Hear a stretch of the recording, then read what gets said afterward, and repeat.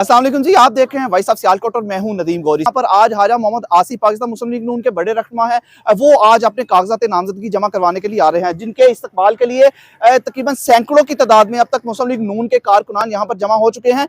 लेकिन इसके साथ साथ अगली खबर यह है कि पाकिस्तान तहरीक इंसाफ के साबिक रहनुमा उस्मान डार की वालदा ने भी आज कागज जमा करवाने का ऐलान किया था। NA-71 हाजा मोहम्मद आसिफ के मुकाबले में उन्होंने कागज जमा करवाने तो आना था, लेकिन उनके इस्तकबाल के लिए उनके कारकुनान नहीं आ सके, क्योंकि उनके घर के बाहर भी पुलिस का पहरा है और यहाँ पर सारे पेरिस रोड से लेकर कचहरी चौक तक पुलिस ही पुलिस नजर आ रही है। शायद उनको रोकने के लिए या किसी भी नाखुशगवार मामले से निपटने के लिए, ये तो हम नहीं बता सकते, लेकिन पुलिस यहाँ पर मौजूद है, अपनी पूरी तैयारी के साथ यहाँ पर मौजूद है। इसके साथ साथ ना सिर्फ हाजा मोहम्मद आसिफ के साथ डॉक्टर फिरदौस आशिक अवान की भी आज ही आमद है। जुमे का दिन है और अभी कुछ देर में हाजा मोहम्मद आसिफ यहाँ पर तशरीफ लाएंगे और अपने कागजात नामजदगी जमा करवाएंगे।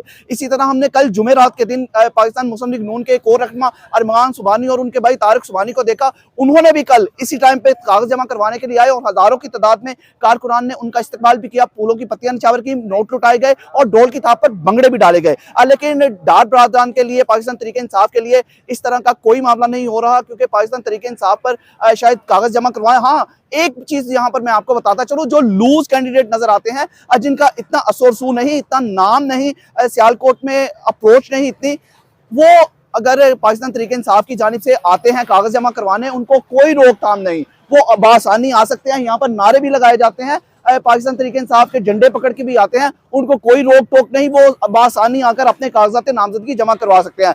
लेकिन रोक टोक यहाँ पर नजर आ रही है शायद किसी बड़े रहनुमाओं के लिए, जो नामवर हैं, जो पाकिस्तान तहरीक इंसाफ के लिए काम कर रहे थे, और इन लोगों को रोकने के लिए कल भी हमने देखा कसूर के NA-72 के हल्का से कागज जमा करवाने के लिए आने वाले हैदर गिल को अरेस्ट किया गया। यहाँ बड़ा माहौल खराब देखा हमने, लेकिन आज का माहौल अभी तक तो बड़ा ही पुरअमन है, लेकिन पुलिस की नफरी हर जगह पर तैनात कर दी गई है। फिलहाल इतनी सी स्टोरी थी, सारी इन्फॉर्मेशन आपको गाय बगाए देते रहेंगे। फिलहाल इस स्टोरी से अपने भाई नदीम गौरी को इजाजत दीजिए। अपना बहुत सा ख्याल रखिएगा और हमें दुआओं में याद रखिएगा। अल्लाह हाफिज। पाकिस्तान जिंदाबाद।